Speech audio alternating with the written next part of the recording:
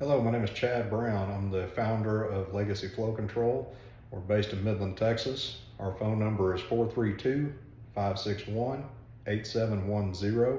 We specialize in all kinds of manual valves and automated valve packages, including automated ball valves, butterfly valves, high performance butterflies, segment V-balls, cyclonic choke valves, rising stem control valves.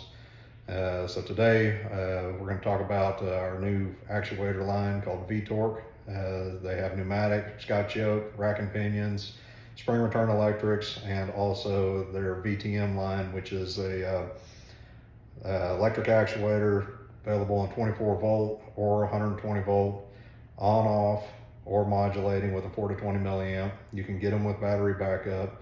And these actuators in on-off or modulating are available to 44,000 inch-pounds of output torque. If they have battery backup, we can go all the way to 7,080 inch-pounds, which is significantly higher than the competition on the market. Okay, so this is the V-Torque VTM electric actuator. It comes with a clutchless manual override. This is their M1 series modulating control card. It has battery backup, the battery right here. These, since they're lithium ion batteries, they come unplugged, so when you get them, just remember to plug them in.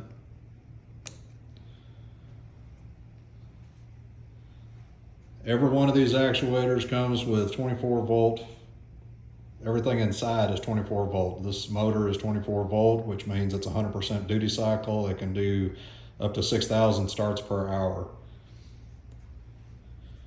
This particular actuator is equipped, and it's actually a 120 volt actuator. So this card right here is called a switch card, a power switch card, and it allows the actuator to receive 120 volts and then converts it to 24 volt to go to the motor.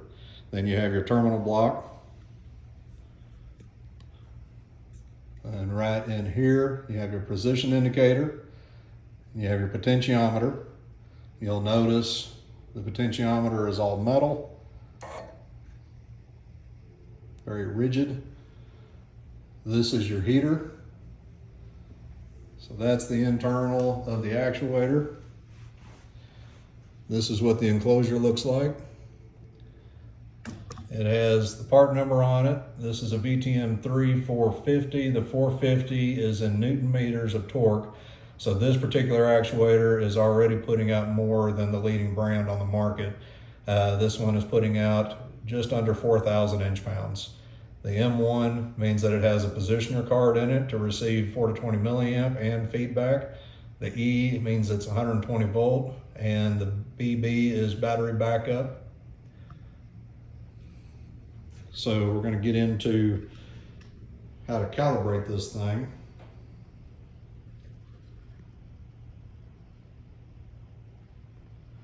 So to calibrate it, we're going to go into these 4 buttons right here. This one is your back button, and this also puts you into local control. Down here it'll say REM at the very bottom right. If I hit the top left, it takes you to local control. Then I can manually override it. Once I'm done manually overriding it, I put it back into remote. The bottom left button is the set button. And then this bottom right button is where you enter into the menu. So we press it for 5 seconds. You'll see now that it changes. So the top line is debug, enter, and then function, and then signal set, query menu, and then it goes back to the top. This is your up button. This is your down button. For this video, we're going to focus on the debug menu and the function menu. So we'll hit, to get into it, we'll hit the bottom left.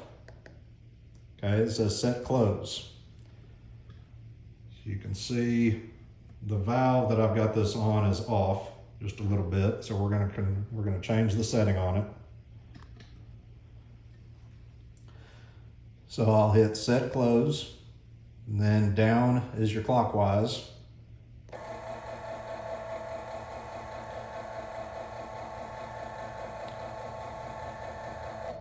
Okay, so that's where I want it. Okay, the valve's closed. This actuator does not have any cams or limit switches inside of it. Actually, it doesn't have mechanical. What it does have are double pole, double throw switches, and the positions that you set are remembered based on the resistance of the potentiometer. So this one is right at 363 ohms in resistance. So I'm going to hit set because that's where I like the position. Now I'm going to go down. I'm going to hit set to do the open. I'm going to hit the up button and hold it until I like where the open position is.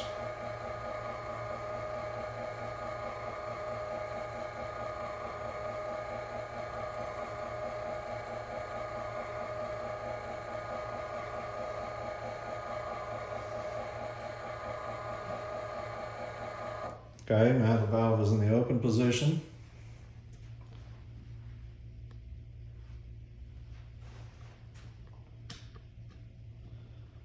Okay, I'm going to hit set again. Okay, now your stops are set. You don't have to do anything else. As a reminder, any automated package that we provide from Legacy Flow Control already comes with the open and the close stops. Everything's already set for you, so there's no need to get in here and change the open and close. Another thing that's great about this actuator is it's not just a 0 to 90 degree quarter turn actuator that only works on ball valves and butterfly valves. This actuator is capable of running from 0 to 360 degrees.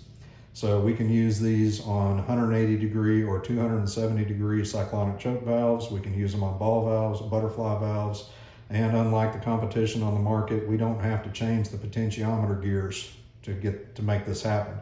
Everything inside this actuator can do 0 to 360 degrees in rotation, and everything is set right here in this menu on the set open and the set close.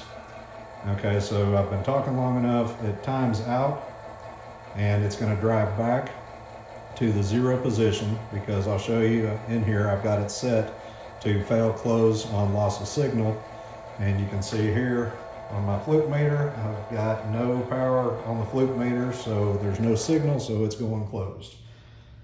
And you can see here there's a little disc. It looks like a butterfly valve disc and a pipeline with flow backed up on it now. When it's in the open position, that disc will be parallel with essentially the pipe in it. So again, I'm going to go into the bottom right. I'm going to hit the menu button for 5 seconds. Okay, so I've got debug, so we get back into that. Now I'm back at set open, set close. We'll go down to lost signal. The lost signal is where you calibrate what you want this actuator to do when you lose your signal, your 4 to 20 signal. So I'm going to set this one, hit it when that is not highlighted, it means you're not in the set mode. So you hit it, now it's set. Okay, and I can go up. I can fail this actuator open. I can make it stop, fail in place, and I can make it fail close on loss of signal. So we're going to make this one fail close on loss of signal. Okay, and then we go hit the top left to go back. Okay, now we're going to go into function, and then we'll hit the bottom left to enter it. Every one of these on this particular version 1 card of this control card, every one of these passwords is going to be 006. And the way you do that is you'll come in, you can change it right here. Or if it's been a while since the menu has been accessed, it's going to ask you to enter 006. So then you just hit set, and then you'll hit the up button 6 times. Okay, so right now we're in the function menu. The first one is control, so it's ready to receive an analog signal. There's your 6 password. It's set for defaults. Okay, since this has a battery backup, this is where you set what you want it to do when you lose power. So this one, power cut is on. You can have a battery backup and turn the power cut off, and then it will fail in place. or you can just unplug the battery if you don't want it to do anything. But since this is a battery backup, we've got the battery plugged in, I want the power cut on so that it will do something when we cut the power. Okay, this is where it's going to go to. It's set at 0 degrees, which is fail to the closed position. If you want it to fail to the open position, you put it at 100. And the way you do that is you bottom left, hit the set button, and then you can go up and change the value. So I'll put it back at 0 and then set, and then go back and then back. So now I'm back at the main screen and I'll cut the power to it. Well, actually I'm going to give it a 4 to 20 signal.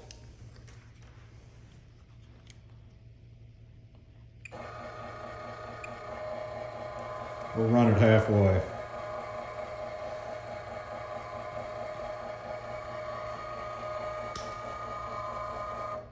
Okay, it's halfway. Now I'm going to cut the power to it. So now the battery's taken over. And it's driving itself closed.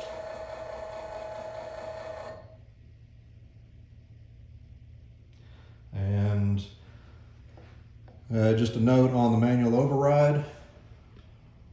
Scoot this back a little bit. As I mentioned early on, this manual override is a clutchless manual override. So you see some in the industry will have a push button top. If you have power on that and you start turning on it, it's not going to allow you to override it. And what happens a lot on those with the push down override, and you get a wrench or a hand wheel and you start cranking on that, the motor's going to fight you, and what you're going to end up doing is shearing the shaft that comes out of the motor box. Then you have to replace the motor. Others have a side mount over here. It's a lever, and if it's powered up, you can't engage it. The only time you can use the manual override is when it is when you have no power to it. So, and then once power comes back on, it automatically declutches and puts it back into regular functionality. This one, like I said earlier, you can go to the top left button and it puts it into local and you can override it. Or if you're worried about somebody coming up in the field and is not familiar with this actuator, if they start trying to override this with power on it. So I'm just gonna try to run it. It's gonna allow me to do it, but since it's got no signal, on